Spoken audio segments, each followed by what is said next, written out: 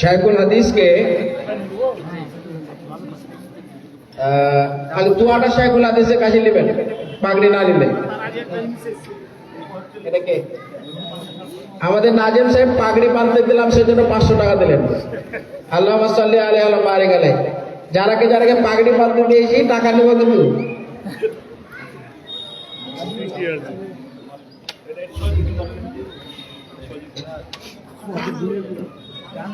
সভাপতি সাহেব উপরে আসেন, উপরে আসেন। আপনি নিচে কেন থাকবেন? উপরে চলে আসেন, আসেন উপরে আসেন, উপরে আসেন।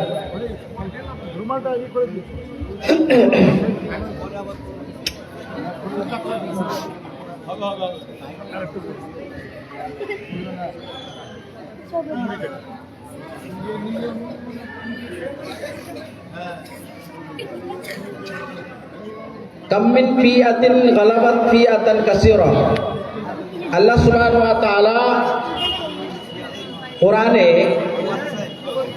স্পষ্ট রূপে ঘোষণা করেছেন যে অল্প সংখ্যক ব্যক্তিরা বড় বড় দলকে পরাজয় করেছে।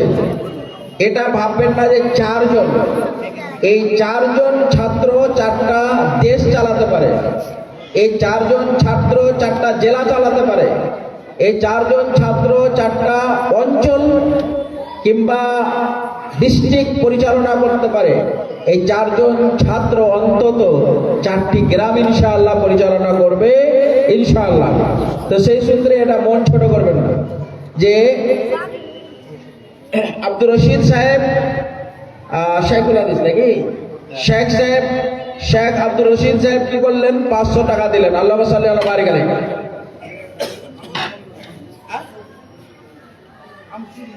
আনিসুর মন্ডল 700 টাকা। আল্লাহুম্মা সাল্লি আলা বারিক আলাইহি। এবার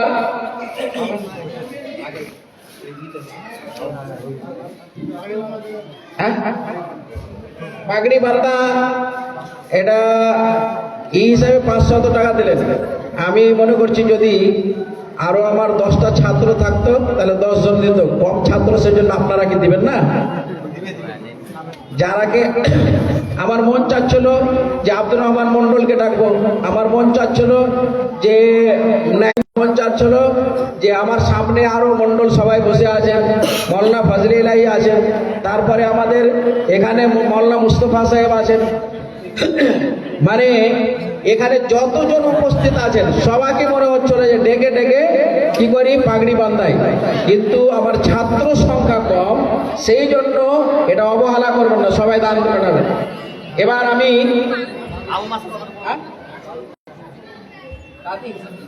দাদির জন্য মাশাআল্লাহ হাবিবুর রহমান সাহেবের দাদিমা দাদি আম্মা কি করেছেন? 1500 টাকা পাঠিয়েছেন। আল্লাহুম্মা সাল্লি আলাইহা ওয়া বারিক আলাইহা। আমি এখন বক্তাকে দেব একটু। আল্লাহুম্মা সাল্লি আলাইহি ওয়া বারিক আলাইহি। আমাদের সাব কমিটির গুরুত্বপূর্ণ সদস্য ফজিলাতুল শেখ আবু মাসা আমার খালু মশাই 1500 টাকা। আল্লাহুম্মা সাল্লি আলাইহি ওয়া বারিক আলাইহি। ফজলে ইলাহি 200 টাকা মানা যাবে না, 200 টাকা মানা যায় না, বেশি করে দিন। আল্লাহুম্মা সাল্লি আলা বারিক আল্লাহুম্মা সাল্লি আলা বারিক আলাইহি। আপনার এই 200 টাকা কেন?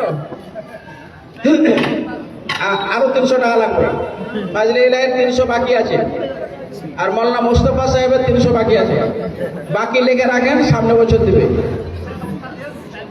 এবার আমাদের সামনে আসছেন ফজিলাতুল শেখ মুখতার হোসেন আর আল ইসলাহি হাফিজাহুল্লাহ, সুদূর নদিয়া থেকে এসেছেন, তিনি মূল্যবান বক্তব্য দেবেন। এর মাঝে আপনারা ইনার হাতে অবশ্যই কিছু দিয়ে যাবেন। আল্লাহ সুবহানাহু ওয়া তাআলা যেন আমাদের এখানে আসা, এখানে বসা আর কিছু শোনা, এই সমস্ত প্রতি আমল করা, এই সমস্তকে যেন কবুল করেন। আমিন ইয়া রাব্বাল আলামিন। আসুন।